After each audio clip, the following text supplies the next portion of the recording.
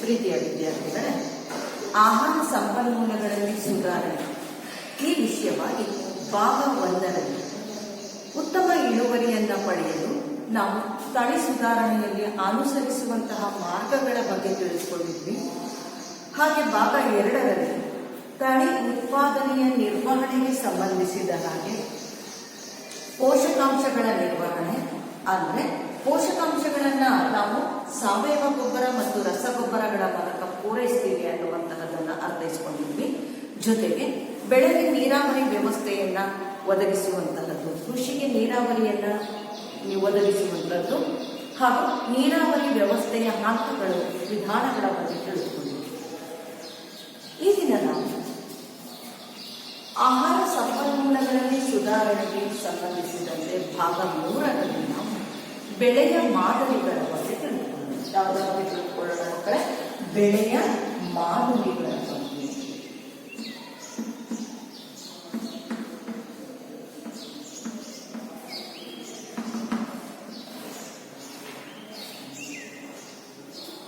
ಕೃಷಿ ಚಟುವಟಿಕೆಯಲ್ಲಿ ತೊಡಗಿರುವಂತಹ ರೈತ ಅತಿ ಹೆಚ್ಚಿನ ಉತ್ಪಾದನೆಯನ್ನ ಮಾಡಲಿಕ್ಕೆ ಅಥವಾ ಇಳುವರಿಯನ್ನ ಹೆಚ್ಚಾಗಿ ಪಡೆಯಲಿಕ್ಕೆ ವಿವಿಧ ಬೆಳೆಯ ಮಾದರಿಗಳನ್ನು ಅನುಸರಿಸುವ ಮೂಲಕವೂ ಸಹ ಲಾಭದಾಯಕವಾದಂತಹ ಕೃಷಿ ಪದ್ಧತಿಯನ್ನ ಅವರು ಮಾಡುವಂಥದ್ದು ಅಥವಾ ಕೈಗೊಳ್ಳಬಹುದಾಗಿದೆ. ಆ ರೀತಿಯ ಕೃಷಿ ಚಟುವಟಿಕೆಗಳಲ್ಲಿ ಅನುಸರಿಸುವಂತಹದ್ರಲ್ಲಿ ಬೆಳೆಯ ಮಾದರಿಗಳು ಸಹ ಒಂದಾಗಿದೆ. ಯಾವೆಲ್ಲ ವೈವಿಧ್ಯಮಯವಾದಂತಹ ಬೆಳೆಯ ಮಾದರಿಗಳನ್ನು ಕೃಷಿ ಭೂಮಿಯಲ್ಲಿ ಅಳವಡಿಸುವ ಮೂಲಕ ಅವನು ಹೆಚ್ಚಿನ ಇಳುವರಿಯನ್ನ ಪಡೆದು ಲಾಭದಾಯಕವಾಗಿ ಅವನು ಕೃಷಿಯ ಚಟುವಟಿಕೆಯಲ್ಲಿ ತೊಡಗಿಕೊಳ್ಳುವುದು ಅನ್ನುವಂತಹದನ್ನು ನೋಡುವುದಾದ್ರೆ, ಮೊದಲಿಗೆ ನಾವು ಏನು ನೋಡ್ತೀವಪ್ಪ ಅಂತ ಹೇಳಿದ್ರೆ ಮಿಶ್ರ ಬೆಳೆ. ಯಾವುದನ್ನು ನೋಡ್ತೀವಿ? ಮಿಶ್ರ ಬೆಳೆ.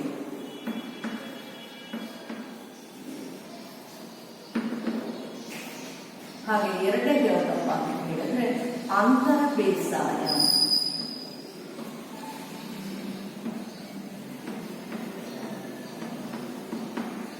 ಹಾಗೆ ಮೂರನೇದು ಯಾವುದಪ್ಪ ಅಂತ ಹೇಳಿದ್ರೆ ಸರದಿ ಬೆಳೆ.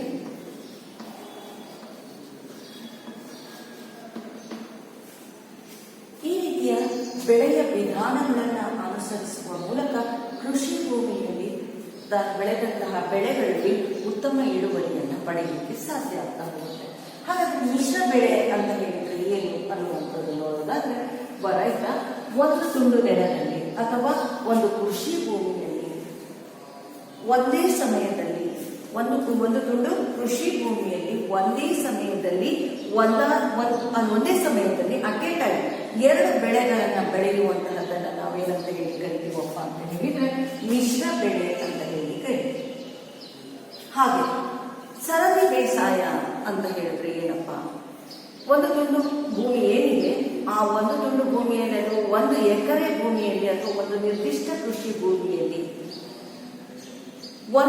ಒಂದೇ ಸಮಯದಲ್ಲಿ ಅಂದ್ರೆ ಆ ಒಂದೇ ಸಮಯದಲ್ಲಿ ಒಂದು ತುಂಡು ಭೂಮಿಯಲ್ಲಿ ಒಂದೇ ಸಮಯದಲ್ಲಿ ನಿರ್ದಿಷ್ಟ ಬೇರೆ ಬೇರೆ ಬೆಳೆಗಳನ್ನ ನಿರ್ದಿಷ್ಟ ಮಾದರಿಯಲ್ಲಿ ಬೆಳೆದ್ರೆ ಅದನ್ನು ನಾವು ಏನಂತ ಹೇಳಿದ್ದೀವಿ ಅಂತರ ಬೇಸಾಯ ಅಂತ ಹೇಳಿ.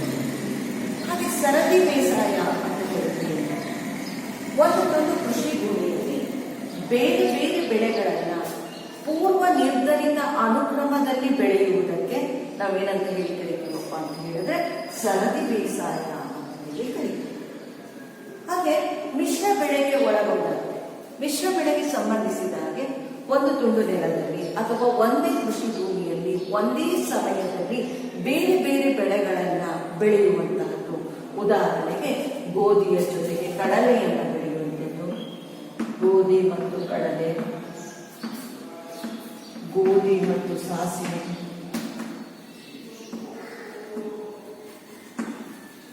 ಒಂದು ಎಕರೆ ಕೃಷಿ ಭೂಮಿ ಇದೆ ಅಂತ ಹೇಳಿದ್ರೆ ಆ ಕೃಷಿ ಭೂಮಿಯಲ್ಲಿ ಗೋಧಿ ಮತ್ತು ಕಡಲೆಯಿಂದ ಅವನು ಒಂದು ಎಕರೆ ಭೂಮಿಯಲ್ಲಿ ಒಂದೇ ಸಮಯದಲ್ಲಿ ಗೋಧಿಯನ್ನು ಬೆಳೀತಾನೆ ಮತ್ತೆ ಕಡಲೆಯನ್ನು ಬೆಳೀತಾನೆ. ಈ ರೀತಿಯಲ್ಲಿ ಬೆಳೀತಾ ಹೋದ್ರೆ ಏಕದಳ ದ್ವಿದಳವನ್ನ ಅವನು ಒಟ್ಟಿಗೆ ಒಂದು ಭೂಮಿಯಲ್ಲಿ ಬೆಳೀತಾ ಹೋಗ್ತಾನೆ ಒಂದೇ ಸಮಯದಲ್ಲಿ. ಇದನ್ನು ನಾವು ಮಿಶ್ರ ಬೆಳೆ ಅಂತ ಹೇಳಿ ಕರಿತೀವಿ. ಈ ರೀತಿಯಲ್ಲೂ ಸಹ ಬೆಳೆಯ ಮಾದರಿಯನ್ನು ಅನುಸರಿಸಲಿಕ್ಕೆ ಸಾಧ್ಯವಿದೆ. ಹಾಗೆ ಅಂತರ ಬೇಸಾಯ, ಅದೇ ಭೂಮಿ 1 ಎಕರೆ ಪ್ರದೇಶ ಏನಿದೆ ಅದೇ ಭೂಮಿಯಲ್ಲಿ ಒಂದೇ ಸಮಯದಲ್ಲಿ ಬೇರೆ ಬೇರೆ ಬೆಳೆಗಳನ್ನ ನಿರ್ದಿಷ್ಟ ಮಾದರಿಯೊಂದಿಗೆ ಬೆಳೀತಾ ಹೋಗ್ತಾರೆ. ಹೇಗೆ ಅದು ನಿರ್ದಿಷ್ಟ ಮಾದರಿಯಪ್ಪ ಅಂತ ಹೇಳಿದ್ರೆ, ಈಗ ಉದಾಹರಣೆಗೆ ಸೋಯಾಬೀನ್ ಮತ್ತೆ ಮೆಕ್ಕೆಜೋಳವನ್ನ ಒಟ್ಟಿಗೆ ಬೆಳೆಯೋದು, ಜೋಳ ಅನ್ನುವಂಥದ್ದು. ಈಗ ಸೋಯಾಬೀನ್ ಅನ್ನು ಭೂಮಿಗೆ ಬಿತ್ತೋದು, ಜೊತೆಗೆ ಮೆಕ್ಕೆಜೋಳವನ್ನು ಸಹ ಆ ಭೂಮಿಯಲ್ಲಿ ಬೆಳೆಯುವುದು. ಈ ರೀತಿಯಲ್ಲಿ ಮಾಡ್ತಾ ಹೋಗುವಂಥದ್ದು. ಬಾಜ್ರಾ ಮತ್ತು ಅವರೆ ಅನ್ನುವಂಥದ್ದನ್ನು ಸಹ ನಮಗೆ ಪಠ್ಯಪುಸ್ತಕದಲ್ಲಿ ಕೊಟ್ಟಿದ್ದಾರೆ. ಸಜ್ಜೆ ಅನ್ನುವಂಥದ್ದು ಇರ್ಬೋದು. ಇಲ್ಲಿ ಸೋಯಾಬೀನ್ ಮತ್ತು ಮೆಕ್ಕೆಜೋಳ, ಬಾಜ್ರಾ ಮತ್ತು ಅವರೆ ಇವುಗಳನ್ನ ಒಂದೇ ಭೂಮಿಯಲ್ಲಿ ಒಂದೇ ಸಮಯದಲ್ಲಿ ನಿರ್ದಿಷ್ಟ ಮಾದರಿಯಲ್ಲಿ ಬೆಳೆಯುವಂತಹದನ್ನ ಅಂತರ್ ಬೇಸಾಯ ಅಂತ ಹೇಳಿ ಕರೀತಾರೆ. ಹಾಗೆ ಸರದಿ ಬೆಳೆ, ಒಂದು ತುಂಡು ಕೃಷಿ ಭೂಮಿಯಲ್ಲಿ ಬೇರೆ ಬೇರೆ ಬೆಳೆಗಳನ್ನ ಪೂರ್ವ ನಿರ್ಧರಿತ ಅನುಕ್ರಮದಲ್ಲಿ ಅವರು ಬೆಳೀತಾ ಹೋಗ್ತಾರೆ.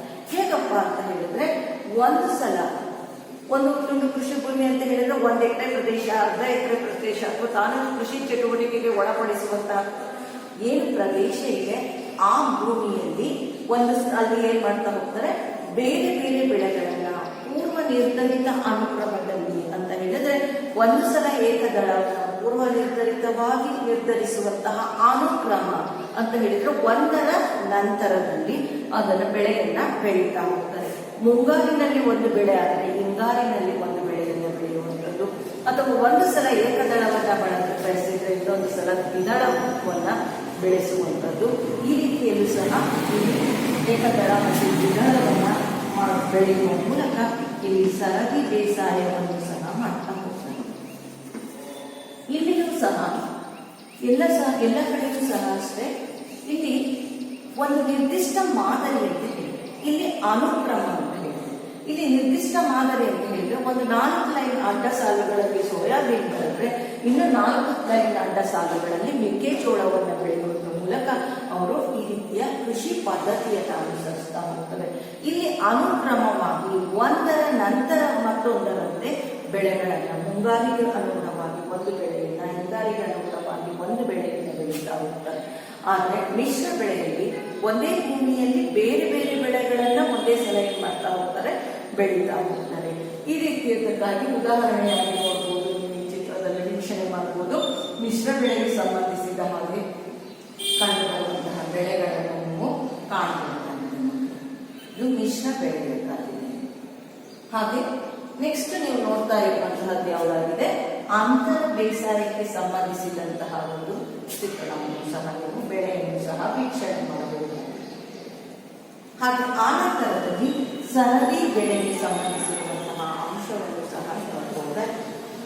ಈ ರೀತಿ ಬೆಳೆಯ ಉತ್ಪಾದನೆಯನ್ನ ಹೆಚ್ಚಿಸಲಿಕ್ಕೆ, ಬೆಳೆಯ ಉತ್ಪಾದನೆಯನ್ನ ನಿರ್ವಹಣೆ ಮಾಡಲಿಕ್ಕೆ, ಲಾಭದಾಯಕವಾಗಿ ಕೃಷಿಯನ್ನು ಪಡೆಯಲಿಕ್ಕೆ ಅವನು ರೈತ ಏನ್ ಮಾಡಬಹುದಪ್ಪ ಅಂತ ಹೇಳಿದ್ರೆ, ಬೆಳೆಯ ಮಾದರಿಗಳನ್ನ ಅನುಸರಿಸುವ ಮೂಲಕ ತನ್ನ ಕೃಷಿ ಚಟುವಟಿಕೆಯಿಂದ ಅವನು ಉತ್ತಮ ಇಳುವರಿಯನ್ನು ಪಡೆದು ಲಾಭವನ್ನು ಸಹ ಗಳಿಸಲಿಕ್ಕೆ ಸಾಧ್ಯ ಆಗುತ್ತೆ ಅನ್ನುವಂಥದ್ದನ್ನ ತಿಳಿದುಕೊಳ್ಳಬಹುದು. ಹಾಗಾಗಿ ಬೆಳೆಯ ಮಾದರಿಗಳನ್ನ ನೀವು ಇಲ್ಲಿ ಗಮನಿಸಬಹುದಾಗಿದೆ. ಒಂದು ಮಿಶ್ರ ಬೆಳೆ, ಎರಡನೇದು ಅಂತರ್ ಬೇಸಾಯ, ಮೂರನೇದು ಸರದಿ ಬೆಳೆ. ಬೆಳೆಯನ್ನ ಬೆಳೆದಂತಹ ನಾವು ಅವುಗಳನ್ನ ಇತರೆ ಕೀಟ ಪಿಡುಗುಗಳಿಂದ ಅಥವಾ ರೋಗಗಳಿಂದ ಅಥವಾ ಕಳೆಗಳಿಂದ ನಾವು ಅದನ್ನ ರಕ್ಷಣೆ ಮಾಡಬೇಕಾಗ್ತದೆ. ಈ ರೀತಿ ರಕ್ಷಣೆ ಮಾಡೋದ್ರಿಂದ ನಾವು ಇಳುವರಿಯನ್ನ ಕಾಪಾಡಿಕೊಳ್ಳಲಿಕ್ಕೆ ಸಾಧ್ಯ ಆಗ್ತಾ ಹೋಗುತ್ತೆ. ಹಾಗಾಗಿ ಬೆಳೆಗಳಿಗೂ ಸಹ ಹಾನಿ ಉಂಟು ಮಾಡುವಂಥದ್ದು ಯಾವುದಪ್ಪ ಅಂತ ಹೇಳಿದ್ರೆ, ಕಳೆಗಳಿಂದ ಹಾನಿ ಉಂಟಾಗ್ತಾ ಹೋಗುತ್ತೆ. ಕಳೆಗಳು ಅಂತ ಹೇಳಿದ್ರೆ ಏನು?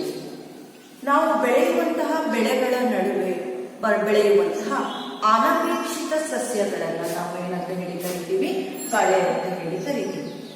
ಬೆಳೆಯ ನಡುವೆ ಕಂಡುಬರುವ ಅನಪೇಕ್ಷಿತ ಸಸ್ಯಗಳು,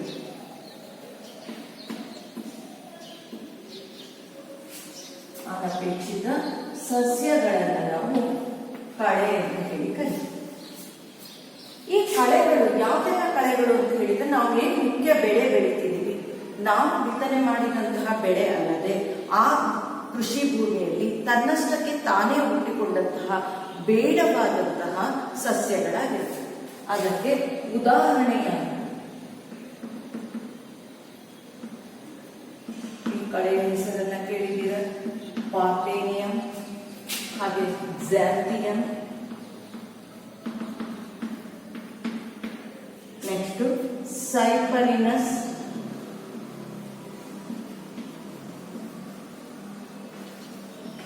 ರೋಡೆಂಟಸ್, ಸೈಪರಿನಸ್,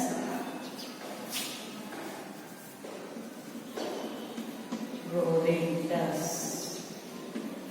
ಅನ್ನುವಂತಹ ಕಳೆಗಳು ಇವು ಬೆಳೆಗಳ ನಡುವೆ ಕಂಡು ಬರುವಂತಹ ಬೇಡವಾದಂತಹ ಅನಪೇಕ್ಷಿತ ಕಳೆಗಳಾಗಿದ್ದು, ಬೇಡವಾದಂತಹ ಸಸ್ಯಗಳಾಗಿದ್ದು, ಮುಖ್ಯ ಬೆಳೆಗಳೊಂದಿಗೆ ಆಹಾರಕ್ಕಾಗಿ, ಸ್ಥಳಕ್ಕಾಗಿ, ಪೋಷಕಾಂಶಕ್ಕಾಗಿ, ಸೂರ್ಯನ ಬೆಳಕಿಗಾಗಿ ಪೈಪೋಟಿಯನ್ನು ಒಡ್ಡುತ್ತವೆ.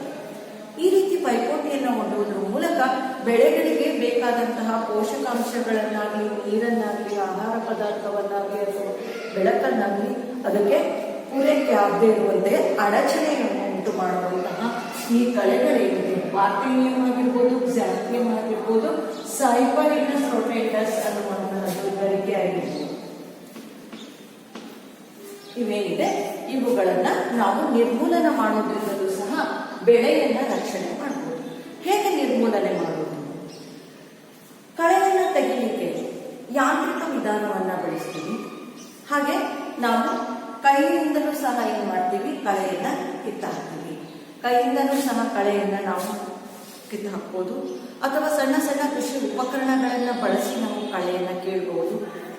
ಅದೇ ರೀತಿಯಲ್ಲಿ ಯಂತ್ರೋಪಕರಣಗಳನ್ನು ಬಳಸಿ ಯಾಂತ್ರಿಕ ವಿಧಾನದಿಂದ ಉಳುಮೆ ಮಾಡಿಸೋದ್ರಿಂದಲೂ ಸಹ ಕಳೆಯನ್ನ ನಿರ್ಮೂಲನೆ ಮಾಡಬಹುದು. ಹಾಗೆ ಕಳೆನಾಶಕವನ್ನ ಸಿಂಪಡಣೆ ಮಾಡೋದ್ರಿಂದಲೂ ಸಹ ಕಳೆಯನ್ನ ನಾವು ನಾಶಗೊಳಿಸಲಿಕ್ಕೆ ಸಾಧ್ಯ ಆಗ್ತಾ ಹೋಗುತ್ತೆ. ಹಾಗಾಗಿ ಕಳೆಯನ್ನ ನಿರ್ಮೂಲನೆಗೊಳಿಸುವಂಥದ್ದು ಕೈಯಿಂದಾದರೂ ಇರ್ಬೋದು, ಯಂತ್ರೋಪಕರಣಗಳನ್ನ ಬಳಸಿ ಆದರೂ ಅದನ್ನು ಉಳುಮೆ ಮಾಡೋದ್ರ ಮೂಲಕವಾದರೂ ಸಹ ನಾವು ಅದನ್ನ ನಾಶಗೊಳಿಸಬಹುದು ಕಳೆಯನ್ನ. ಹಾಗೆ ಕಳೆನಾಶಕವನ್ನು ಸಿಂಪಡಣೆ ಮಾಡೋದ್ರಿಂದಲೂ ಸಹ ಕಳೆಯನ್ನ ನಾಶ ಮಾಡಬಹುದು. ಈ ರೀತಿ ಬೆಳೆಗಳಿಗೆ ಕಳೆಯಿಂದ ಆಗುವಂತಹ ಹಾನಿಯನ್ನು ನಾವು ನಿಯಂತ್ರಣ ಮಾಡಲಿಕ್ಕೆ ಸಾಧ್ಯ ಆಗುತ್ತೆ. ಅದಲ್ಲದೆ ಕಳೆಗಳಿಂದ ಹಾನಿಯಾಯಿತು ನಾವು ನಿಯಂತ್ರಣ ಮಾಡಿದ್ವಿ, ಅದಲ್ಲದೆ ಕೀಟ ಪಿಡುಗುಗಳಿಂದಲೂ ಸಹ ಬೆಳೆಗಳಿಗೆ ಹಾನಿ ಉಂಟಾಗುತ್ತೆ. ಕೀಟ ಪಿಡುಗುಗಳು ಏನು, ಯಾವ ರೀತಿಯಲ್ಲಿ ಬೆಳೆಗಳಿಗೆ ಹಾನಿ ಉಂಟು ಮಾಡುತ್ತೆ ಅನ್ನುವಂತಹ ಆಧಾರದ ಮೇಲೆ ಅವುಗಳನ್ನು 3 ಗುಂಪುಗಳಾಗಿ, ಆ ಕೀಟಗಳನ್ನ ನಾವು ಪಿಡುಗುಗಳನ್ನ 3 ಗುಂಪುಗಳಾಗಿ ವರ್ಗೀಕರಿಸ್ತಾ ಹೋಗ್ತೀವಿ. ಯಾವ ಕೀಟಗಳು? ಬೇರು, ಕಾಂಡ, ಎಲೆ, ಸಸ್ಯದ ಅಥವಾ ಬೆಳೆಯ ಬೇರು, ಕಾಂಡ, ಎಲೆಗಳನ್ನ ಕತ್ತರಿಸುವಂತಹ ಕೀಟಗಳಲ್ಲಿ ಒಂದು ಗುಂಪು. ಸಸ್ಯದ ಇತರ ಭಾಗಗಳಿಂದ ಅಥವಾ ಸಸ್ಯದ ಭಾಗಗಳಿಂದ ಎಲ್ಲ ಭಾಗಗಳಿಂದ ಕೋಶ ದ್ರವ್ಯವನ್ನ, ಕೋಶ ರಸವನ್ನ ಹೀರುವಂತಹ ಕೀಟಗಳು ಒಂದು ಗುಂಪು. ಕಾಂಡ ಮತ್ತು ಹಣ್ಣುಗಳನ್ನ ಕೊರೆಯುವಂತಹ ಕೀಟಗಳ ಒಂದು ಗುಂಪು. ಕಾಂಡವನ್ನು, ಸಸ್ಯದ ಕಾಂಡವನ್ನಾಗಿರ್ಬೋದು, ಹಣ್ಣುಗಳನ್ನಾಗಿರ್ಬೋದು ಕೊರೆಯುವಂಥದ್ದನ್ನ ನಾವು ಆ ತರದ ಕೀಟಗಳ ಒಂದು ಗುಂಪು. ಹಾಗಾಗಿ ಕೀಟಗಳನ್ನ ಈ ರೀತಿಯಲ್ಲಿ ಅವುಗಳು ಸಸ್ಯಗಳಲ್ಲಿ ಯಾವ ಭಾಗಕ್ಕೆ ಹಾನಿ ಉಂಟು ಮಾಡುತ್ತೆ ಅನ್ನುವಂತಹ ಆಧಾರದ ಮೇಲೆ ಕೀಟಗಳನ್ನು ಈ ರೀತಿಯಲ್ಲಿ ವರ್ಗೀಕರಿಸ್ತಾ ಹೋಗ್ತೀವಿ. ಕೀಟಗಳ ಕಾಂಡ ಮತ್ತು ಹಣ್ಣುಗಳಿಗೆ ಕೊರೆಯುವಂತಹದ್ದು ಅಂತ ಹೇಳಿದಾಗ ನೀವು ಬೆಂಡೆಕಾಯಿಯನ್ನಾದ್ರೂ ಆಗಿರ್ಬೋದು ಹೆಚ್ಚುತ್ತಾ ನೋಡಿರ್ತೀರ, ಬದನೆಕಾಯಿನ ಹೆಚ್ಚುತ್ತಾ ನೋಡಿರ್ತೀರ, ಟೊಮೆಟೊವನ್ನ ನೋಡಿರ್ತೀರ. ಈ ರೀತಿ ಅನೇಕ ತರಕಾರಿಗಳನ್ನ ಹೆಚ್ಚುವಾಗ ಗಮನಿಸಿದಾಗಲೂ ಸಹ ಹಣ್ಣನ್ನ ಅಥವಾ ಬೇರೆ ಇತರ ಹಣ್ಣುಗಳನ್ನೂ ಸಹ ಕೀಟ ಪಿಡುಗು ಬಾಧಿಸಿರುವಂತಹದನ್ನ ನೀವು ನೋಡಿರ್ತೀರ. ಈ ರೀತಿ ಕೀಟ ಪಿಡುಗುಗಳು ಬಾಧಿಸಿರುವಂತಹದನ್ನ ನೀವು ಈಗ ಪ್ರತಿಯೊಂದನ್ನು ಸಹ ಒಂದೊಂದು ಚಿತ್ರಣದ ಮೂಲಕವೂ ಸಹ ವೀಕ್ಷಣೆ ಮಾಡಬಹುದು. ಬೇರು, ಕಾಂಡ ಮತ್ತು ಎಲೆಗಳನ್ನ ಕತ್ತರಿಸುತ್ತಿರುವಂತಹ ಕೀಟವನ್ನ ನೀವು ವೀಕ್ಷಣೆ ಮಾಡಬಹುದು ಹಾಗೂ ವೀಕ್ಷಣೆ ಮಾಡ್ತಾ ಇದ್ದೀವಿ. ಸಸ್ಯ ಮತ್ತು ಇತರೆ ಭಾಗಗಳಿಂದ ಕೋಶರಸವನ್ನ ಹೀರ್ತಾ ಇರುವಂತಹದನ್ನು ಸಹ ಕಾಣಬಹುದು. ಹಾಗೆ ಕಾಂಡ ಮತ್ತು ಹಣ್ಣುಗಳನ್ನ ಕೊರೆಯುವಂತಹ ಕೀಟವನ್ನು ಸಹ ಇಲ್ಲಿ ನೀವು ಗಮನಿಸಬಹುದಾಗಿದೆ. ಇದರಿಂದಲೂ ಸಹ ಇವುಗಳನ್ನು ಸಹ ನಾವು ಕೀಟನಾಶಕವನ್ನು ಸಿಂಪಡಣೆ ಮಾಡುವುದರಿಂದಲೂ ಅಥವಾ ಇತರೆ ಬೆಳೆ ಸರದಿಗಳನ್ನು ಅನುಸರಿಸುವ ಮೂಲಕವೂ ಸಹ ನಾವು ಅವುಗಳನ್ನು ರಕ್ಷಣೆ ಮಾಡಬಹುದಾಗಿದೆ. ಕೀಟನಾಶಕ ಪ್ರಮುಖವಾಗಿ ಇಲ್ಲಿ ಬಳಸುವಂತಹದ್ದಾಗಿರುತ್ತೆ. ಎನ್ನುವಂಥದ್ದು ಇಲ್ಲ ಅಂತ ಹೇಳಿದ್ರೆ ಇತರೆ ಬೆಳೆಗಳನ್ನ ಅಥವಾ ಜೈವಿಕವಾಗಿ ತಯಾರಿಸಿರುವಂತಹ ಕೆಲವು ಅಂಶಗಳೆಲ್ಲವೂ ಸಹ ಜೈವಿಕವಾದಂತಹ ದ್ರವಗಳನ್ನು ಬಳಸಿಯೂ ಸಹ ಅವುಗಳನ್ನು ಕೆಲವನ್ನ ನಿಯಂತ್ರಣ ಮಾಡಲಿಕ್ಕೆ ಸಾಧ್ಯ ಇದೆ. ಬೇವಿನ ರಸವನ್ನು ಹಾಕುವಂತಹದ್ದನ್ನು ಬಳಸ್ತಾ ಇರುವಂತಹದ್ದನ್ನು ನೋಡಬಹುದು. ಅರಿಶಿಣದ ಬೆಳೆಯನ್ನು ಸುತ್ತ ಒಂದು ಬೆಳೆಯುವಂಥದ್ದು, ರೋಗ ಹರಡದೇ ಇರುವ ಹಾಗೆ ಮಾಡುವಂಥದ್ದು ಸಹ ಒಂದು ವಿಧಾನ.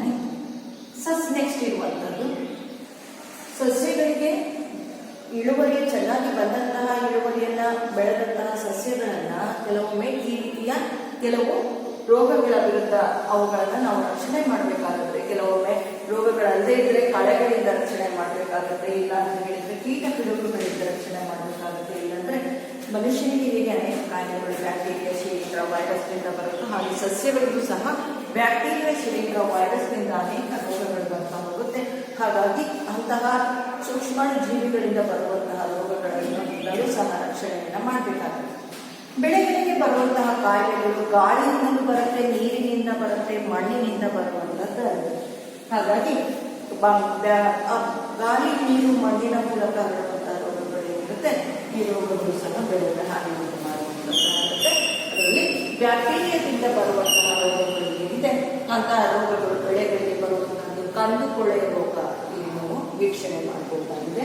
ಕಂದು ಕೊಳೆ ರೋಗ, ಹಾಗೆ ಶಿಲೀಂಧ್ರದಿಂದ ಬರುವಂತಹ ಎಲೆಗಳನ್ನ ಆವರಿಸಿ ಬಿಳಿಯಾದಂತಹ ಪದರದ ಎಲೆಗಳ ಮೇಲೆ ಕಾಣ್ತಾ ಇದ್ದಲ್ಲ, ಆ ರೀತಿಯಲ್ಲಿ ಕಂಡು ಬರುವಂತಹ ರೋಗ ಮಜ್ಜಿಗೆ ರೋಗವನ್ನು ನೋಡಬಹುದು. ಹಾಗೆ ಎಲೆಯ ಮೇಲೆ ಮೊಸಾಯಿಕ್ನ ರೀತಿಯಲ್ಲಿ ರಚನೆಯಲ್ಲಿ ಕಂಡು ಬರುವಂತಹ ವೈರಸ್ನಿಂದ ಬರುವಂತಹ ರೋಗ, ಎಲೆ ಮೊಸಾಯಿಕ್ ರೋಗವನ್ನು ಸಹ ಇಲ್ಲಿ ಕಾಣುತ್ತಾ ಇದೆ. ಇದಿಷ್ಟು ಬೆಳೆಗಳಿಗೆ ಬರುವಂತಹ ಹಾನಿ ಉಂಟು ಮಾಡುವಂತಹ ಈ ಎಲ್ಲವುಗಳಿಂದ ನಾವು ಬೆಳೆಯನ್ನ ರಕ್ಷಣೆ ಮಾಡಬೇಕು. ಹಾಗಾಗಿ ಕೆಲವೊಮ್ಮೆ ಸರದಿ ಬೇಸಾಯಗಳನ್ನ, ಬೆಳೆ ಸರದಿ ವಿಧಾನಗಳನ್ನು ಸಹ ಅನುಸರಿಸುವುದರಿಂದಲೂ ಸಹ ನಾವು ಅವುಗಳು ಒಂದೇ ಬೆಳೆಯನ್ನು ಬೆಳೀತಾ ಇದ್ರೆ ಅದಕ್ಕೆ ಸಂಬಂಧಿಸಿದಂತಹ ರೋಗ ಅಲ್ಲಿ ಉಲ್ಬಣಗೊಳ್ಳುವಂತಹ ಸಾಧ್ಯತೆ ಇರುತ್ತೆ, ಇಲ್ಲ ಮುಂದುವರಿಯುವಂತಹ ಸಾಧ್ಯತೆ ಇರುತ್ತೆ ಮುಂದಿನ ಬೆಳೆಯಲ್ಲಿಯೂ ಸಹ. ಹಾಗಾಗಿ ಬೆಳೆಯನ್ನ ಬದಲಾವಣೆ ಮಾಡುವುದರಿಂದಲೂ ಸಹ ನಾವು ಬೆಳೆಯನ್ನ ಏನು ಮಾಡಬಹುದು, ರಕ್ಷಣೆ ಮಾಡುವುದರ ಮೂಲಕ ಇಳುವರಿಯನ್ನ ಹೆಚ್ಚಾಗಿ ಪಡೆಯಲಿಕ್ಕೆ ಸಾಧ್ಯ ಇದೆ ಅನ್ನೋದು.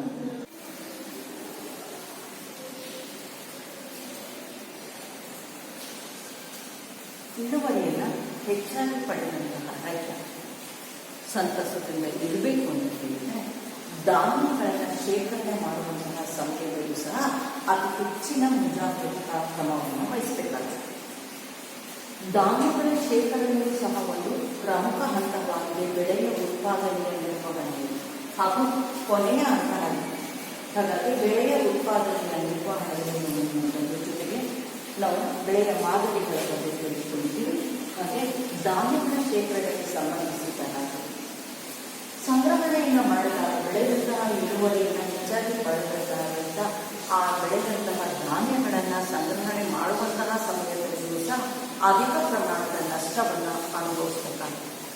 ಯಾವೆಲ್ಲ ಕೆಲವು ಕಾರಣಗಳಿಂದಾಗಿ ಅಥವಾ ಇತರೆ ಕೆಲವು ಅಂಶಗಳಿಂದಾಗಿ ಧಾನ್ಯಗಳು ಸಹ ನಾವು ಶೇಖರಣಾ ಸಮಯದಲ್ಲಿ ಅವುಗಳ ಪ್ರಮಾಣ ಏನಾಗುತ್ತೆ ಕ್ಷೀಣಿಸುವಂತಹ ಸಾಧ್ಯತೆಯೂ ಸಹ ಇದೆ. ಹಾಗಾಗಿ ಆಹಾರದ ಪ್ರಮುಖವಾದಂತಹ ಎರಡು ಅಂಶಗಳು ಯಾವುದಪ್ಪ ಅಂತಂದ್ರೆ ಒಂದು ಜೈವಿಕ ಅಂಶ, ಮತ್ತೊಂದು ಅಜೈವಿಕ ಅಂಶ. ಈ ಜೈವಿಕ ಅಂಶಗಳು ಸಹ ಸಂಗ್ರಹಣೆ ಮಾಡಿದಂತಹ ಕೃಷಿ ಪದಾರ್ಥಗಳನ್ನ ಮತ್ತು ಉತ್ಪನ್ನಗಳನ್ನ ಏನು ಮಾಡುತ್ತೆ ನಷ್ಟಕ್ಕೆ ಒಳಪಡಿಸುವಂತಹ ಸಾಧ್ಯತೆ ಇರುತ್ತೆ. ಅದರಲ್ಲಿ ಜೈವಿಕ ಅಂಶ ಯಾವುದಪ್ಪ ಅಂತ ಹೇಳಿದ್ರೆ ಕೀಟಗಳಿಂದಲೂ ಸಹ ಸಂಗ್ರಹಿಸಿದ ಆಹಾರ ಧಾನ್ಯಗಳು ಕೆಡುವಂತಹ ಸಾಧ್ಯತೆ ಇರುತ್ತೆ.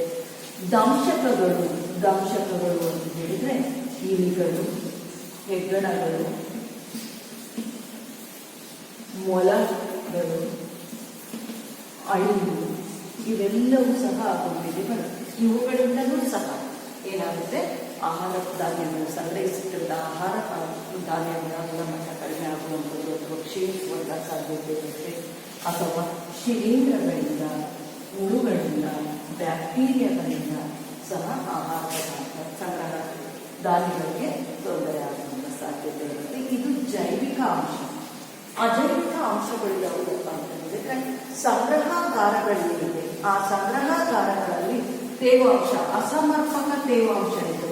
ಸರಿಯಾದ ಪ್ರಮಾಣದಲ್ಲಿ ಅದರಲ್ಲಿ ಉಷ್ಣತೆ ಇರುವಂತದ್ದಾಗಬೇಕು. ಸಂಗ್ರಹಾಗಾರಗಳಲ್ಲಿ ಧಾನ್ಯಗಳನ್ನು ಶೇಖರಣೆ ಮಾಡುವಂತಹ ಸಮಯದಲ್ಲಿ ಅಥವಾ ಯಾವುದೇ ಉತ್ಪನ್ನಗಳನ್ನು ಸಂಗ್ರಹಿಸುವಂತಹ ಸಮಯದಲ್ಲಿ ಅಲ್ಲಿ ಒಂದು ನಿರ್ದಿಷ್ಟ ತಾಪಮಾನವನ್ನು ಕಾಪಾಡಿಕೊಳ್ಳಬೇಕಾಗುತ್ತೆ.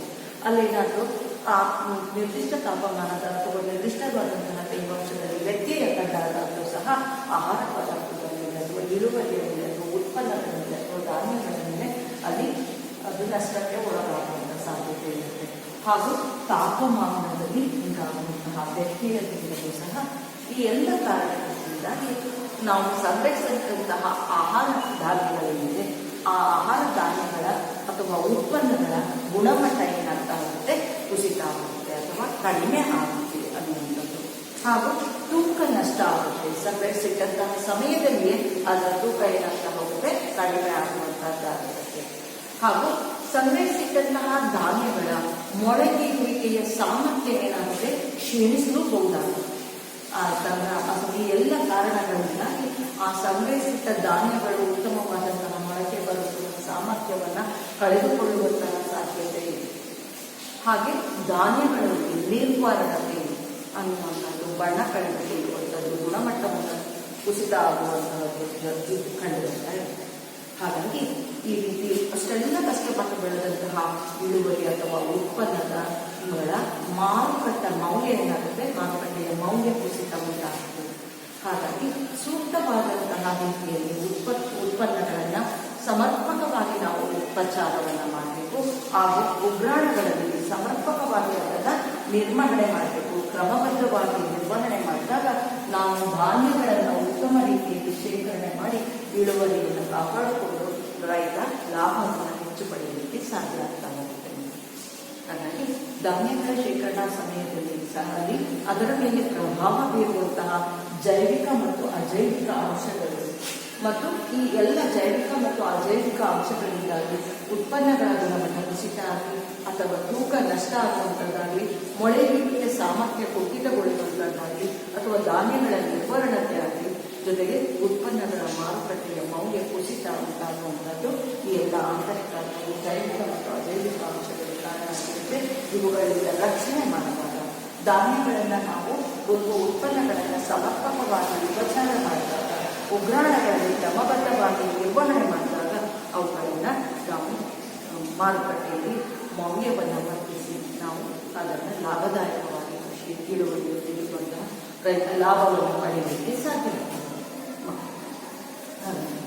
ಈಗಿನ ಪಾಠಕ್ಕೆ ಸಂಬಂಧಿಸಿದಂತಹ ಚಟುವಟಿಕೆಗಳನ್ನು ನೋಡೋದಾದರೆ ನೀವು ಗಮನಿಸಿದ ಅಥವಾ ನಿಮ್ಮ ಸುತ್ತಮುತ್ತಲಿನ ಕೃಷಿ ಪ್ರದೇಶಗಳು ಏನಿದೆ, ನೀವು ಗಮನಿಸಿರುವ ಅಥವಾ ನೀವು ವಾಸಿಸುವ ಸುತ್ತಮುತ್ತಲಿನ ಕೃಷಿ ಪ್ರದೇಶದಲ್ಲಿ ಕಂಡುಬರುವಂತಹ ಯಾವುದಾದರೂ ಬೆಳೆಗಳಿಗೆ ಅಥವಾ ಯಾವುದೇ ಬೆಳೆಗೆ ಅಥವಾ ಕಂಡುಬರುವಂತಹ ರೋಗಗಳನ್ನು ಅಥವಾ ಕೀಟಗಳಾಗಿರ್ಬೋದು ಅಥವಾ ಅಲ್ಲಿ ಕಂಡುಬರುವಂತಹ ಕಳೆಗಳಲ್ಲಿ ಆಗಿರ್ಬೋದು, ಇದಕ್ಕೆ ಸಂಬಂಧಿಸಿದ ಹಾಗೆ ಯಾವುದೇ ಮಾಹಿತಿಯನ್ನು ಅಥವಾ ಚಿತ್ರಣವನ್ನು ಸಂಗ್ರಹಿಸುವಂಥದ್ದನ್ನು ಮಾಡಿ.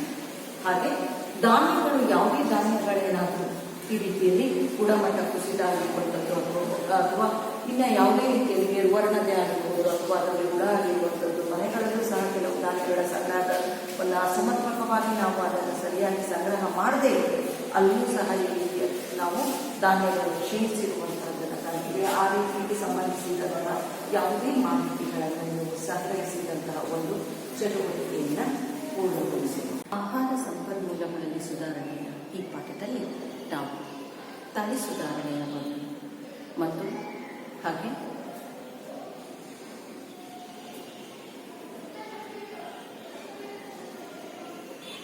ಆಹಾರ ಸಂಪನ್ಮೂಲಗಳಲ್ಲಿ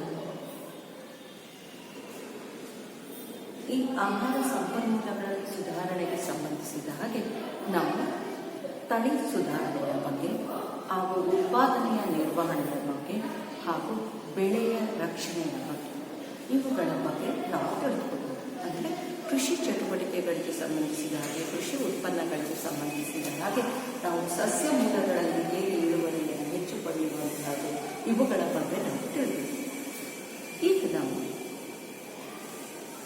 ಸಸ್ಯಗಳಿಂದ ನಾವು ಆಹಾರವನ್ನು ಪಡೆಯುತ್ತೀವಿ. ಸಸ್ಯಗಳು ನಮಗೆ ಆಹಾರದ ಮೂಲ ಆಕರಗಳು ಅನ್ನುವಂತಹದ್ದನ್ನು ತಿಳಿದ ನಾವು ಆನಂತರ ಆಹಾರದ ಮೂಲವಾಗಿ ಪ್ರಾಣಿಗಳನ್ನು ಬಳಸುತ್ತೇವೆ ಅಂತ ಹೇಳಿ ತಿಳಿದಿದೆ.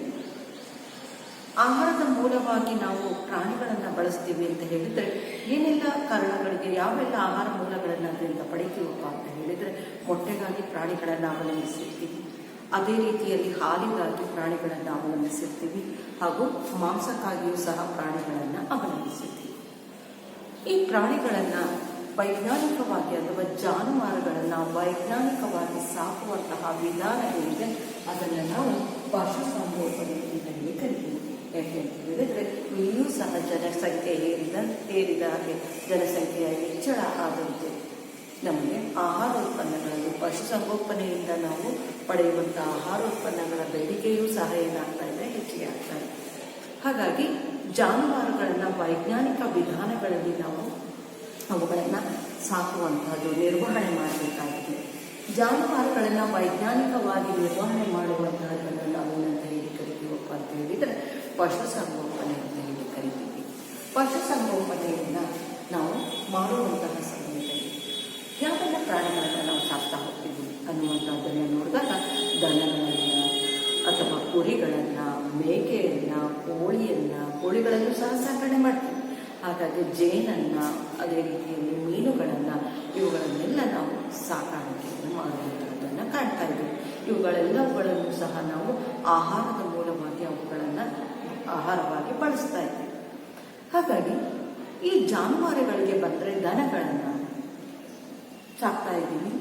ಯಾವ ದನಗಳು ನಮಗೆ ಹೈನನ್ನು ನೀಡುತ್ತೋ, ಹೈನುಗೆ ನೀಡುವಂತಹ ಹಾಲನ್ನು ನೀಡುವಂತಹ ಪ್ರಾಣಿಗಳನ್ನು ಏನಿದೆ ಅವುಗಳನ್ನು ಹೈನು ಪ್ರಾಣಿಗಳು ಅಂತ ಹೇಳಿ ಕರಿತೀವಿ. ಅದೇ ರೀತಿಯಲ್ಲಿ ಕೃಷಿ ಕಾರ್ಯಗಳಿಗೆ ಬಳಸುವಂತಹ, ಉಳುಮೆಗಾಗಿ ಬಳಸುವಂತಹ ಪ್ರಾಣಿಗಳೇನಿದೆ ಅಂತಹ ಪ್ರಾಣಿಗಳನ್ನು ನಾವು ಕರಡು ಪ್ರಾಣಿಗಳು ಅಂತ ಹೇಳಿ ಕರಿತೀವಿ. ಹೈನು ಉತ್ಪಾದನೆಯನ್ನು ಮಾಡುವಂತಹ ಪ್ರಾಣಿಗಳನ್ನು ಹೈನು ಪ್ರಾಣಿಗಳು ಅಂತ ಹೇಳಿ ಕರಿತೀವಿ. ಕೃಷಿ ಚಟುವಟಿಕೆಗೆ ಬಳಸುವಂತಹ ಪ್ರಾಣಿಗಳೇನಿದೆ, ಉಳುಮೆಗಾಗಿ, ಇತರ ಕಾರ್ಯಗಳಿಗಾಗಿ, ಸಾಗಾಣಿಕೆಗಾಗಿ ಈ ಥರದ ಬಳಸುವಂತಹ ಪ್ರಾಣಿಗಳನ್ನು ನಾವು ಕರಡು ಪ್ರಾಣಿಗಳು ಅಂತ ಹೇಳಿ ಕರಿತೀವಿ. ಯಾವುದೇ ಪ್ರಾಣಿಗಳಾಗಲಿ ಇಂತಹ ಪ್ರಾಣಿಗಳು ಏನಿದೆ ಇವು ಅನುಕೂಲಕ್ಕೆ, ಕೃಷಿ ಚಟುವಟಿಕೆಗೆ ಎಲ್ಲದಕ್ಕೂ ಸಹ ಅನುಕೂಲಕರವಾಗಿದೆ. ಆದರೂ ಸಹ ನಾವು ಹೆಚ್ಚಾಗಿ ಗಮನವನ್ನು ವಹಿಸುವಂತಹದ್ದು ಕ್ಷೀರೋತ್ಪಾದನೆಯನ್ನು, ಹೈನುಗಾರಿಕೆಯನ್ನು ಹೆಚ್ಚಿಸಿ ಕ್ಷೀರೋತ್ಪಾದನಾ ಸಾಮರ್ಥ್ಯವನ್ನು ಹೆಚ್ಚಿಸುವುದರಿಂದ ಹಾಲಿನ ಉತ್ಪಾದನೆಯನ್ನು ಹೆಚ್ಚಳ ಮಾಡಿ ಜನರಿಗೆ ಪೂರೈಕೆ ಮಾಡ್ಬೋದು, ಜೊತೆಗೆ ಲಾಭದಾಯಕವಾಗಿಯೂ ಸಹ ಉದ್ದಿಮೆಯನ್ನು ಮಾಡ್ಬೋದು. ಹಾಗಾಗಿ ಹೈನುಗಾರಿಕೆಗೆ ಸಂಬಂಧಿಸಿದ ಹಾಗೆ ಹೈನು ಪ್ರಾಣಿಗಳಿಗೆ, ಹಾಲನ್ನು ಒದಗಿಸುವಂತಹ ಪ್ರಾಣಿಗಳಿಗೆ ನಾವು ಆಹಾರವನ್ನು ನಾವು ಒದಗಿಸಬೇಕಾಗುತ್ತೆ. ಯಾಕೆ ಅಂತ ಹೇಳಿದರೆ ಪಶುಸಂಗೋಪನೆ ಅಂತ ಹೇಳಿದರೆ ಜೀವಿಗಳನ್ನು ವೈಜ್ಞಾನಿಕವಾಗಿ ಏನು ಮಾಡ್ತಾ ಹೋಗ್ತೀವಿ, ನಾವು ಜೀವಿಗಳನ್ನು ವೈಜ್ಞಾನಿಕವಾಗಿ ಅವುಗಳನ್ನು ಸಾಕುವಂಥದ್ದು, ಪಶುಗಳನ್ನು ವೈಜ್ಞಾನಿಕವಾಗಿ, ಜಾನುವಾರುಗಳನ್ನು ವೈಜ್ಞಾನಿಕವಾಗಿ ನಿರ್ವಹಣೆಯನ್ನು ಮಾಡ್ತೀವಿ. ಅವುಗಳ ಆಹಾರ ಆಗಿರ್ಬೋದು, ಆರೋಗ್ಯ ಆಗಿರ್ಬೋದು, ಪೋಷಣೆ ಆಗಿರ್ಬೋದು, ಸಂತಾನೋತ್ಪತ್ತಿಗೆ ಸಂಬಂಧಿಸಿದ ಹಾಗೆ ಇರ್ಬೋದು, ಇವುಗಳನ್ನು ವೈಜ್ಞಾನಿಕ ವಿಧಾನದಿಂದ ನಿರ್ವಹಣೆ ಮಾಡುವಾಗ ನಾವು ಅವುಗಳಿಗೆ ಒದಗಿಸುವಂತಹ ಆಹಾರ ಸಹ ಹೇಗಿರಬೇಕಪ್ಪ ಅನ್ನುವಂಥದ್ದನ್ನು ನೋಡಿದಾಗ ಹೈನು ಪ್ರಾಣಿಗಳ ಅಗತ್ಯತೆಯನ್ನು ಪೂರೈಸುವಂತಹ ಆಹಾರದಿಂದ ಬೇರೆ ನಿರ್ವಹಣಾ ಅಗತ್ಯಗಳನ್ನು ಪೂರೈಸುವ ಆಹಾರ ಅನ್ನುವಂಥದ್ದನ್ನು ಒಂದು ರೀತಿಯಲ್ಲಿ ಒದಗಿಸಿದರೆ, ಕ್ಷೀರೋತ್ಪಾದನಾ ಅಗತ್ಯಗಳನ್ನು ಪೂರೈಸುವ ಆಹಾರ ಅನ್ನುವಂಥದ್ದಾಗಿ ಎರಡು ರೀತಿಯಲ್ಲಿ ಅದನ್ನು ವರ್ಗೀಕರಿಸಿದ್ದೀವಿ. ಕ್ಷೀರೋತ್ಪಾದನಾ ನಿರ್ವಹಣಾ ಅಗತ್ಯಗಳನ್ನು ಪೂರೈಸುವ ಆಹಾರ ಅಂತ ಹೇಳಿದರೆ ಆ ಜೀವಿಗಳು ಆರೋಗ್ಯವಾಗಿರಲಿಕ್ಕೆ, ಬದುಕಲಿಕ್ಕೆ ಬೇಕಾದಂಥ ಆಹಾರ ಪದಾರ್ಥಗಳು, ಮೇವೇನಿದೆ ಇವೆಲ್ಲವೂ ಸಹ ಅದು ಜೀವಿಗಳಿಗೆ ನಿರ್ವಹಣಾ ಅಗತ್ಯಗಳನ್ನು ಪೂರೈಸುವ ಆಹಾರ ಅಥವಾ ಜಾನುವಾರು ಅಂದರೆ ಆರೋಗ್ಯಕರ ಜೀವನಕ್ಕಾಗಿ ಸಾಧ್ಯ. ಆದರೆ ಯಾವಾಗ ಕ್ಷೀರೋತ್ಪಾದನಾ ಅವಧಿಯನ್ನು ಹೆಚ್ಚು ಮಾಡಬೇಕು, ಸಾಮರ್ಥ್ಯವನ್ನು ಹೆಚ್ಚು ಮಾಡಬೇಕು, ಆ ರೀತಿಯಲ್ಲಿ ಅದು ಕ್ಷೀರೋತ್ಪಾದನೆಯನ್ನು ಹೆಚ್ಚು ಮಾಡಲಿಕ್ಕೆ ಅದಕ್ಕೆ ವಿಶೇಷವಾಗಿ ನಾವು ಆಹಾರವನ್ನು, ಪೋಷಕಾಂಶಯುಕ್ತ ಆಹಾರವನ್ನು ಒದಗಿಸಬೇಕಾಗುತ್ತೆ. ಆ ರೀತಿಯ ಆಹಾರವನ್ನು ನಾವು ಪ್ರಮುಖವಾಗಿ 3 ಅಂಶಗಳಾಗಿ ವರ್ಗೀಕರಿಸ್ತಾ ಹೋಗ್ತೀವಿ. ನಾರಿನಾಂಶಯುಕ್ತ ಆಹಾರ ಪದಾರ್ಥ, ಸ್ಥೂಲ ನಾರು ಪದಾರ್ಥಗಳನ್ನು ಹೊಂದಿರುವಂತಹ ಆಹಾರ ಪದಾರ್ಥಗಳು, ಹಾಗೆಯೇ ಮೇವಿನ ರೂಪದಲ್ಲಿ, ಹುಲ್ಲಿನ ರೂಪದಲ್ಲಿ ಇವುಗಳನ್ನು ನಾವು ಒದಗಿಸ್ತಾ ಇರ್ತೀವಿ. ಹಾಗೆ ಇನ್ನೊಂದು ಸಾಂದ್ರಕಗಳು ಅನ್ನುವಂಥದ್ದು. ಸಾಂದ್ರಕಗಳಲ್ಲಿ ಪೋಷಕಾಂಶಯುಕ್ತ ಆಹಾರವನ್ನು, ಅದನ್ನು ನಾವು ಪ್ರೋಟೀನ್ಯುಕ್ತ ಆಹಾರಗಳನ್ನು, ಹೇರಳವಾಗಿ ಹೊಂದಿರುವಂಥ ಆಹಾರ ಪದಾರ್ಥಗಳನ್ನು ಜಾನುವಾರುಗಳಿಗೆ ಪೂರೈಸ್ತಾ ಹೋಗ್ತೀವಿ. ವಿಶೇಷವಾಗಿ ಕರು ಹಾಕಿದಂತಹ ಸಮಯದಲ್ಲಿ ಅವುಗಳಿಗೆ ನೀಡುವಂತಹ, ಜಾನುವಾರುಗಳಿಗೆ ನೀಡುವಂತಹ ಆಹಾರ ಪದಾರ್ಥಗಳ ಬಗ್ಗೆ ನಿಮಗೆ ಗಮನ ಇದೆ. ಹಾಗಾಗಿ ಅವುಗಳಲ್ಲಿ ಪ್ರೋಟೀನ್ ಹೇರಳವಾಗಿರುವಂತಹ ಆಹಾರ ಪದಾರ್ಥಗಳಾಗಿರುತ್ತೆ. ನಮ್ಮ ದೇಶದಲ್ಲಿಯೂ ಸಹ ಜಾನುವಾರುಗಳೆಲ್ಲ ನಾವು ನೋಡ್ತಾ ಹೋಗ್ತೀವಿ. ಅವುಗಳು ಕಾದು ಹಾಕಿದಂತಹ ಸಮಯದಲ್ಲಿ ಅವು ನೀಡುವಂತಹ ಕ್ಷೀರ ನೀಡುವಂತಹ ಸಮಯ ಮತ್ತು ಅದು ಸಾಮರ್ಥ್ಯ ಪ್ರಮಾಣ ಎರಡೂ ಸಹ ಸೀಮಿತವಾಗಿದೆ. ಅದನ್ನು ಹೆಚ್ಚಿಸಬೇಕು ಅಂತ ಹೇಳಿದರೆ ಅಲ್ಲಿ ಏನು ಮಾಡ್ತಾರಪ್ಪ ಅಂತ ಹೇಳಿದರೆ ಇನ್ನೊಂದು ಯಾವುದಾದ್ರೂ ವಿಶೇಷ ತಳಿಯನ್ನು ಆಯ್ಕೆ ಮಾಡಿ ಅವುಗಳಲ್ಲಿರುವಂತಹ ಅಪೇಕ್ಷಿತ ಗುಣಗಳನ್ನು ಆಯ್ಕೆ ಮಾಡಿಕೊಂಡು ತಳಿ ಸುಧಾರಣೆಯನ್ನು ಮಾಡಿ ಹೊಸ ತಳಿಯನ್ನು ಪಡೀತಾ ಹೋಗ್ತಾರೆ. ಇಲ್ಲಿ ಪಶುಸಂಗೋಪನೆಯಲ್ಲೂ ಸಹ ಈ ರೀತಿ ತಳಿ ಸುಧಾರಣೆಯನ್ನು ಮಾಡುವಾಗ ಈಗ ವಿದೇಶಿ ತಳಿಗಳಾದಂತಹ ಜೆರ್ಸಿ ಮತ್ತು ಫ್ರಾನ್ಸ್ವಿಸ್ ಅನ್ನುವಂತಹ ಚಿತ್ರಣವನ್ನು ನೋಡ್ತಾ ಇದ್ದೇವೆ. ಇದು ವಿದೇಶಿ ತಳಿಗಳು. ಇವುಗಳಲ್ಲಿ ಹಾಲಿನ ಉತ್ಪಾದನಾ ಸಾಮರ್ಥ್ಯ ಹೆಚ್ಚಾಗಿರುತ್ತೆ. ಇದು ಒಂದು ನಮ್ಮ ಸ್ವದೇಶಿ ತಳಿಗಳಿಗೆ ಹೋಲಿಸಿದರೆ ಇವುಗಳಲ್ಲಿ ಹಾಲಿನ ಕ್ಷೀರೋತ್ಪಾದನಾ ಸಾಮರ್ಥ್ಯ ಹೆಚ್ಚಾಗಿರುತ್ತದೆ. ಅದರಲ್ಲಿರುವಂಥ ಕ್ಷೀರೋತ್ಪಾದನಾ ಸಾಮರ್ಥ್ಯಕ್ಕೆ ಸಂಬಂಧಿಸಿದಂತಹ ಜೀವನ ಆಯ್ಕೆ ಮಾಡಿಕೊಂಡು ಅದರಲ್ಲಿರುವಂತಹ ನಾವು ಅಪೇಕ್ಷಿತ ಗುಣ ಕ್ಷೀರೋತ್ಪಾದನಾ ಸಾಮರ್ಥ್ಯದ ಗುಣ. ಹಾಗೆ ನಮ್ಮ ಸ್ವದೇಶಿ ತಳಿಗಳಲ್ಲಿ ಕಾಣ್ತಾ ಇರುವುದು ಕೆಂಪು ಸಿಂಧಿ ಮತ್ತು ಸಾಹಿವಾಲ್ ಅನ್ನುವಂತಹ ಸ್ವದೇಶಿ ತಳಿಗಳು. ಇವುಗಳು ಆರೋಗ್ಯಕರವಾಗಿ ಇಲ್ಲಿನ ಪರಿಸ್ಥಿತಿಯ ಹೊಂದಿಕೊಂಡು ಉತ್ತಮ ರೋಗ ನಿರೋಧಕ ಶಕ್ತಿಯನ್ನು ಹೊಂದಿಕೊಂಡು ಯಾವುದೇ ಹವಾಮಾನ ಪರಿಸ್ಥಿತಿಗೂ ಸಹ ಹವಾಗುಣ ಬದಲಾವಣೆಗೆ ಸಹ ಹೊಂದಿಕೊಂಡಿರುವಂತಹ ಈ ತಳಿಗಳಿವೆ. ಈ ತಳಿಗಳಿರುವಂತಹ ವಿಶೇಷ ಗುಣ ರೋಗ ನಿರೋಧಕ ಸಾಮರ್ಥ್ಯ. ಎರಡು ತಳಿಗಳ ಗುಣಗಳನ್ನು ಸಂಕಲನಗೊಳಿಸಿ ಅವುಗಳನ್ನು ಏನು ಮಾಡ್ತಾರೆ ಅಂತ ಹೇಳಿದರೆ ಅವುಗಳನ್ನು ನಾವು ಹೊಸ ತಳಿಯನ್ನು ಪಡಿತಾ ಹೋಗ್ತೇವೆ. ಈ ರೀತಿ ಹೊಸ ತಳಿಯನ್ನು ಸುಧಾರಣೆ ಮಾಡಿದಂತಹ ತಳಿಗಳಿಗೆ ಅವು ಹೆಚ್ಚಿನ ಹಾಲನ್ನು ಪೂರೈಸುವಂತಹದ್ದಾಗಿರುತ್ತೆ ಅನ್ನುವಂಥದ್ದು. ಆ ರೀತಿಯಲ್ಲಿ ಪಡೆದು ನಾವು ತಳಿ ಸುಧಾರಣೆಯನ್ನು ಮಾಡುವುದರಿಂದ ಕ್ಷೀರೋತ್ಪಾದನಾ ಸಾಮರ್ಥ್ಯವನ್ನು ಏನು ಮಾಡುವುದಾಗಿದೆ ಹೆಚ್ಚಿಸಬಹುದಾಗಿದೆ. ಈ ಹೈನುಗಾರಿಕೆಯನ್ನು ನಿರ್ವಹಣೆ ಮಾಡುವಂತಹ ಸಮಯದಲ್ಲಿ ವೈಜ್ಞಾನಿಕ ವಿಧಾನಗಳನ್ನು ಅನುಸರಿಸುವಂಥ ಸಮಯದಲ್ಲಿ ನಾವು ವೈಜ್ಞಾನಿಕ ನಿರ್ವಹಣಾ ಪದ್ಧತಿಗಳು ಯಾವುದನ್ನು ನಾವು ಕಾಪಾಡಬೇಕಪ್ಪ, ಯಾವ ನಿರ್ವಹಣಾ ಪದ್ಧತಿಗಳನ್ನು ಅನುಸರಿಸಬೇಕು ಅಂತ ಹೇಳಿದರೆ ಉತ್ತಮ ವಾತಾಯನ ವ್ಯವಸ್ಥೆ. ಎಲ್ಲಿ ನಾವು ಕೊಟ್ಟಿಗೆಯನ್ನು ಮಾಡ್ತಾ ಹೋಗ್ತೀವೋ ಅಲ್ಲಿ ಗಾಳಿ ಬೆಳಕು ಚೆನ್ನಾಗಿ ಬರ್ತಾ ಇರಬೇಕು ಅನ್ನುವಂತಹ ವಾತಾಯನ ವ್ಯವಸ್ಥೆ ಇರಬೇಕು. ಕೊಟ್ಟಿಗೆಗಳು ನಮ್ಮ ಜಾನುವಾರುಗಳಿಗೆ ಆಶ್ರಯವನ್ನು ಒದಗಿಸಬೇಕು. ಬಿಸಿಲು, ಗಾಳಿ, ಚಳಿ, ಮಳೆಯಿಂದ ಆಶ್ರಯವನ್ನು ಒದಗಿಸಬೇಕು. ಕೊಟ್ಟಿಗೆ ಅತ್ಯಂತ ಸ್ವಚ್ಛವಾಗಿರಬೇಕು.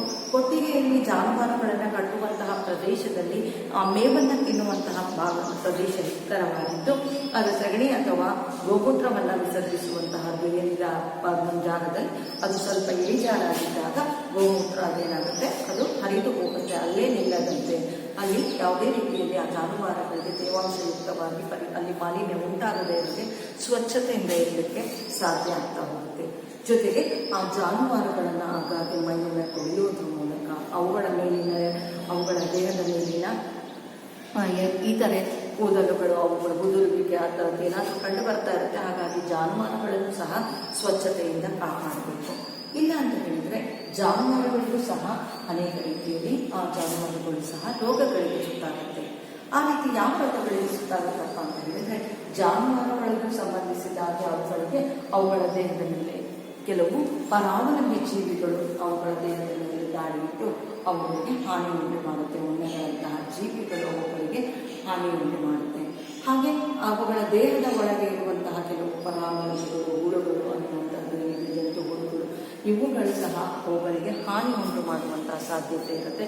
ಅವುಗಳ ವಿರುದ್ಧ ಸೂಕ್ತವಾದಂತಹ ಚಿಕಿತ್ಸೆಯನ್ನು ಅವುಗಳಿಗೆ ಕೊಡಿಸೋದ್ರ ಜೊತೆಗೆ ಬ್ಯಾಕ್ಟೀರಿಯಾ, ಶಿಲೀಂಧ್ರ, ವೈರಸ್ನಿಂದ ಬರುವಂತಹ ಯಾವುದಾದರೂ ರೋಗಗಳಿದ್ರೆ ಅವುಗಳ ವಿರುದ್ಧವೂ ಸಹ ಜಾನುವಾರುಗಳಿಗೆ ಲಸಿಕೆಯನ್ನು ನೀಡೋದ್ರ ಮೂಲಕ ಹೈನುಗಾರಿಕೆಯನ್ನು ಹೆಚ್ಚು ಮಾಡಿ ನಾವು ಉತ್ತಮವಾದಂತಹ ಒಂದು ಜಾನುವಾರುಗಳನ್ನು ನಾವು ಸಾಕಲಿಕ್ಕೆ ಸಾಧ್ಯ ಆಗ್ತಾ ಹೋಗುತ್ತೆ. ಮತ್ತು ಕ್ಷೀರೋತ್ಪಾದನಾ ಸಾಮರ್ಥ್ಯವನ್ನು ಹೆಚ್ಚಿಸಲಿಕ್ಕೆ ಮತ್ತು ಅವಧಿಯನ್ನು ಸಹ ಹೆಚ್ಚು ಮಾಡಲಿಕ್ಕೆ ಈ ರೀತಿಯ ತಳಿ ಸುಧಾರಣಾ ವಿಧಾನಗಳನ್ನು ಅನುಸರಿಸಿ ವೈಜ್ಞಾನಿಕ ವಿಧಾನಗಳನ್ನು ಅಳವಡಿಸೋದ್ರ ಮೂಲಕ ನಾವು ಕ್ಷೀರೋತ್ಪಾದನೆಯನ್ನು ಹೆಚ್ಚು ಮಾಡಲಿಕ್ಕೆ ಸಾಧ್ಯ ಆಗ್ತಾ ಹೋಗುತ್ತೆ.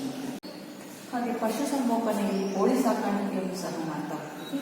ಆ ಕೋಳಿ ಸಾಕಾಣಿಕೆಯಲ್ಲಿ ಕೋಳಿಯನ್ನು ನಾವು ಮೊಟ್ಟೆ ಮತ್ತು ಮಾಂಸಕ್ಕಾಗಿ ಬಳಸ್ತಾ ಹೋಗ್ತೀವಿ. ಯಾವ ಕೋಳಿಗಳನ್ನು ನಾವು ಮೊಟ್ಟೆಗಾಗಿ ಬಳಸ್ತೀವೋ ಅಂತಹ ಮೊಟ್ಟೆ ಕೋಳಿಗಳನ್ನು ನಾವೇನಂತ ಹೇಳಿ ಕರಿತೀವಿ, ಲೇಯರ್ ಅಂತ ಹೇಳಿ ಕರಿತೀವಿ. ಹಾಗೆ ಮಾಂಸಕ್ಕಾಗಿ ಸಾಕುವಂತಹ ಕೋಳಿಗಳೇನಿದೆ ಅದನ್ನು ಬ್ರಾಯ್ಲರ್ ಅಂತ ಹೇಳಿ ಕರಿತೀವಿ. ಹಾಗಾಗಿ ಈ ರೀತಿಯ ಕೋಳಿಗಳೇನಿದೆ ಇವು ಈಗ ನಾವು ಮಾರುಕಟ್ಟೆಯಲ್ಲಿ ನೋಡ್ತಾ ಇರುವಂತಹ ಕೋಳಿಗಳು. ಇನ್ನೂ ಸಹ ಕೋಳಿಗಳಲ್ಲಿ ನಮ್ಮ ದೇಶೀಯ ತಳಿಗಳು ಇದೆ, ಅಸೀಲ್ ಮತ್ತು ಗಿರಿರಾಜ. ಹಾಗೆ ವಿದೇಶೀಯ ತಳಿಗಳು ಇದೆ, ಬಿಕ್ವಾರ್ ಮತ್ತು ರೋಡ್ ಐಲ್ಯಾಂಡ್ ಅನ್ನುವಂತಹ ಈ ತಳಿಗಳಲ್ಲೂ ಸಹ ನಾವು ಕಾಣ್ತಾ ಹೋಗ್ತೇವೆ. ಮೀನು ಉತ್ಪಾದನೆ. ಮೀನಿನ ಉತ್ಪಾದನೆಯು ಮೀನು, ಸೀಗಡಿ, ಮೃದ್ವಂಗಿಗಳಂತಹ ಪ್ರಾಣಿಗಳನ್ನು ಒಳಗೊಂಡಿದೆ. ಮೀನುಗಳನ್ನು ಪಡೆಯಲು 2 ವಿಧಾನಗಳಿವೆ. ಒಂದು ನೈಸರ್ಗಿಕ ಸಂಪನ್ಮೂಲಗಳಿಂದ, ಮತ್ತೊಂದು ಮೀನು ಸಾಕಾಣಿಕೆಯಿಂದ. ಸಮುದ್ರದ ಮೀನುಗಾರಿಕೆಯ ಬಗ್ಗೆ ತಿಳಿಯುವುದಾದರೆ, ಭಾರತದ ಸಮುದ್ರ ಮೀನುಗಾರಿಕೆ ಆಕರಗಳು 7500 ಕಿಲೋಮೀಟರ್ಗಳಷ್ಟು ಉದ್ದದ ಕರಾವಳಿ ಪ್ರದೇಶ ಮತ್ತು ಅದರ ಆಚೆಗೆ ಆಳ ಸಮುದ್ರವನ್ನು ಹೊಂದಿರುವಂತಹದ್ದಾಗಿರುತ್ತೆ. ಸಮುದ್ರದ ಮೀನಿನ ವಿಧಗಳಲ್ಲಿ ಇವುಗಳು ಅತ್ಯಂತ ಜನಪ್ರಿಯವಾಗಿದ್ದು ರುಚಿಕರವಾದಂತಹ ಮೀನುಗಳನ್ನು ಇಲ್ಲಿ ಕಾಣಬಹುದು. ಮೊದಲನೇದಾಗಿ ಪಾಂಪ್ಲೆಟ್ ಮೀನು, ಎರಡನೇದು ಮ್ಯಾಕರಲ್, ಮೂರನೇದು ಟ್ಯೂನಾ, ಹಾಗೆ ನಾಲ್ಕನೇದು ಸಾರ್ಡಿನ್, ಐದನೇದು ಬಾಂಬೆ ಡಕ್. ಇವು ಅತ್ಯಂತ ರುಚಿಕರವಾದಂತಹ ಮೀನುಗಳಾಗಿದ್ದು ಅತಿ ಹೆಚ್ಚು ಜನಪ್ರಿಯಗೊಂಡ ಮೀನುಗಳಾಗಿವೆ. ಕೃತಕ ಉಪಗ್ರಹಗಳು ಮತ್ತು ಶಬ್ದ ಪ್ರತಿಫಲನ ವ್ಯವಸ್ಥೆಯನ್ನು ಬಳಸಿ ತೆರೆದ ಸಮುದ್ರಗಳಲ್ಲಿ ಮತ್ಸ್ಯ ಸಂದಣಿಯನ್ನು ಗುರುತಿಸಲಾಗುತ್ತದೆ.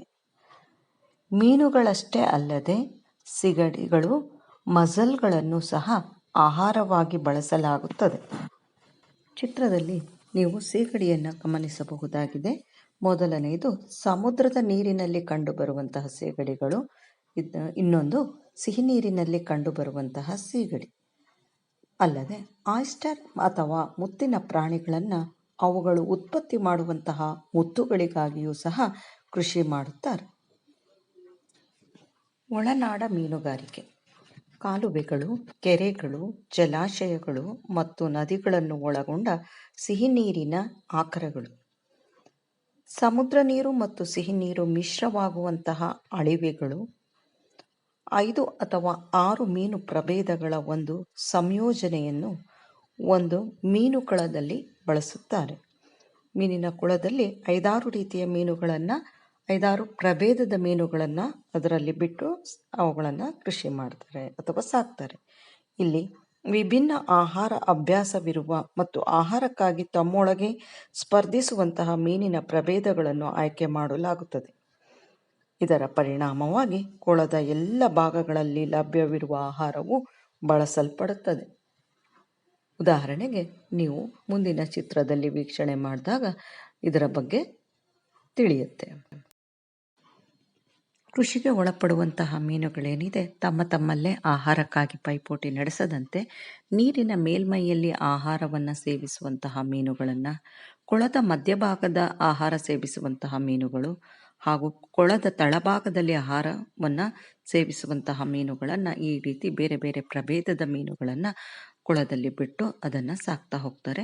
ಮೀನಿನ ಮೇಲ್ಮೈಯಲ್ಲಿ ನೀರಿನ ಮೇಲ್ಮೈನಲ್ಲಿ ಆಹಾರ ಸೇವಿಸುವಂತಹ ಮೀನು ಕಾಟ್ಲ, ಕೊಳದ ಮಧ್ಯಭಾಗದಲ್ಲಿ ಆಹಾರ ಸೇವಿಸುವಂತಹ ಮೀನು ಅನ್ನುವಂಥದ್ದಕ್ಕೆ ಮೃಗ್ಯಾಲ್, ಹಾಗೂ ಕೊಳದ ತಳಭಾಗದಲ್ಲಿ ಆಹಾರ ಸೇವಿಸುವಂತಹ ಮೀನು ಏನಿದೆ ಅದನ್ನು ಕಾಮನ್ ಕಾರ್ಪ್ ಅಂತ ಹೇಳಿ ಕರಿತೀವಿ.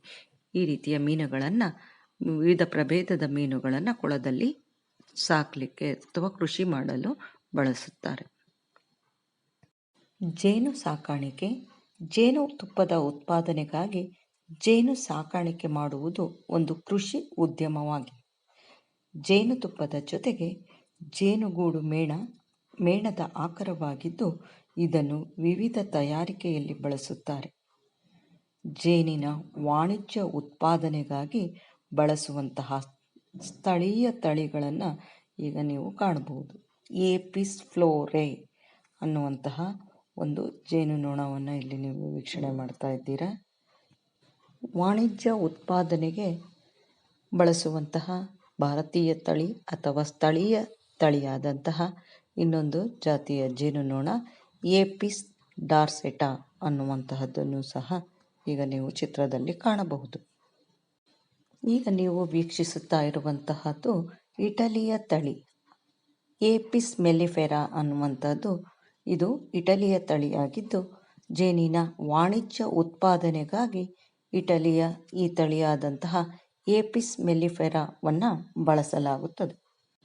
ಇಟಲಿಯ ತಳಿ ಏಪಿಸ್ ಮೆಲ್ಲಿಫೆರಾ ಇದು ಅಧಿಕ ಜೇನನ್ನು ಸಂಗ್ರಹಿಸುವಂತಹ ಸಾಮರ್ಥ್ಯವನ್ನು ಹೊಂದಿದೆ. ಜೊತೆಗೆ ಇದರ ಒಂದು ವಿಶೇಷ ಗುಣ ಏನಪ್ಪ ಅಂತ ಹೇಳಿದರೆ ಕಡಿಮೆ ಕುಟುಕುವಂಥದ್ದು. ಹಾಗಾಗಿ ನಮ್ಮ ಸ್ಥಳೀಯ ತಳಿಗಳಿಗೆ ಹೋಲಿಸಿದಾಗ ಇದು ಕಡಿಮೆ ಕುಟುಕುವುದು, ಜೊತೆಗೆ ಹೆಚ್ಚಿನ ಜೇನನ್ನು ಸಂಗ್ರಹಿಸುವ ಸಾಮರ್ಥ್ಯ ಹೊಂದಿರುವುದರಿಂದ ಇದನ್ನು ವಾಣಿಜ್ಯ ಉತ್ಪಾದನೆಗಾಗಿ ಇದನ್ನು ಬಳಸ್ತಾ ಹೋಗ್ತಾರೆ. ಅಲ್ಲದೆ ನಾವು ಯಾವ ಜೇನುಗೂಡನ್ನು ಒದಗಿಸಿರ್ತೀವೋ ಅಲ್ಲೇ ಅದು ದೀರ್ಘಕಾಲದವರೆಗೆ ನೆಲೆಸುತ್ತೆ. ಜೊತೆಗೆ ಸಂತಾನೋತ್ಪತ್ತಿಯನ್ನು ಸಹ ಚೆನ್ನಾಗಿ ನಡೆಸುವುದರಿಂದ ವಾಣಿಜ್ಯ ಉತ್ಪಾದನೆಗಾಗಿ ಇಟಲಿಯ ತಳಿಯಾದಂಥ ಏಪಿಸ್ ಮೆಲಿಟಸನ್ನು ಬಳಸುತ್ತಾರೆ. ವಿದ್ಯಾರ್ಥಿಗಳೇ, ನೀವು ಈ ಜೇನು ಕೃಷಿಗೆ ಸಂಬಂಧಿಸಿದ ಹಾಗೆ ಬಹಳಷ್ಟು ಮಾಹಿತಿಯನ್ನು ತಿಳಿದಿದ್ದೀರಿ. ಅಲ್ಲದೆ ಈಗಾಗಲೇ ನಿಮಗೆ ತಿಳಿದಿರುವಂತಹ ಜೇನುನೊಣದ ಬಗ್ಗೆ ಸಂಗ್ರಹವಾದಂತಹ ಮಾಹಿತಿಯನ್ನು ಬರೆಯಿರಿ.